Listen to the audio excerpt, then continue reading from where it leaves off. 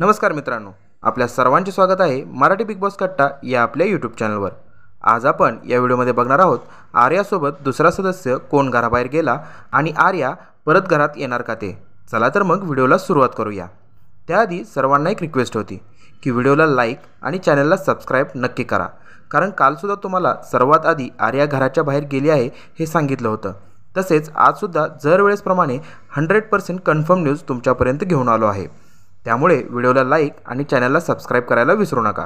जसं की काल तुम्ही बघितलं की आर्याला बिग बॉस यांनी निक्कीवरती हात उचलला म्हणून घराबाहेर काढले, तर वोटिंगनुसार आज दुसरे इविक्शन होणार आहे।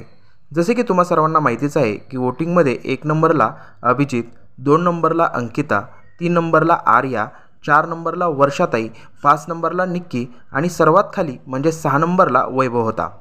या वोटिंग ट्रेंडनुसार वैभव घराबाहेर जाईल असे सर्वांना वाटत होते आणि झालंही तसंच मित्रांनो। रितेश देशमुख सर वोटिंगनुसार वैभवला घराबाहेर काढलेलं आज आपल्याला पाहायला मिळणार आहे।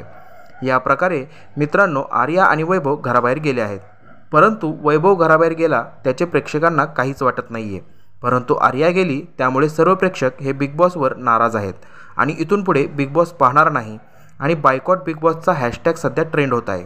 सोशल मीडियावर काही पोस्ट देखील व्हायरल होत आहेत की आर्याला सिक्रेट रूममध्ये ठेवलं असेल। काही म्हणत आहेत की आर्या परत घरात मध्ये येणार आहे।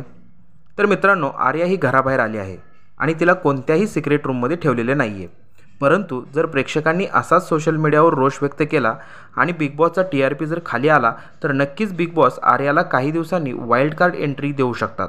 परंतु हा सर्व निर्णय मेकर्सच्या हातामध्ये आहे, परंतु असं होईल असं मला वाटत नाही, कारण बिग बॉस अशा गोष्टी पुढील सीझनमध्ये होऊ नये म्हणून तिला परत बोलवणार नाहीत। तुम्हाला काय वाटतं, आर्याला परत बिग बॉस यांनी बोलवलं पाहिजे का? आणि बिग बॉस यांनी घेतलेला निर्णय बरोबर आहे की चूक ते कमेंट करून नक्की सांगा आणि अशाच अपडेटसाठी आपल्या चॅनलला सबस्क्राईब करायला विसरू नका। धन्यवाद।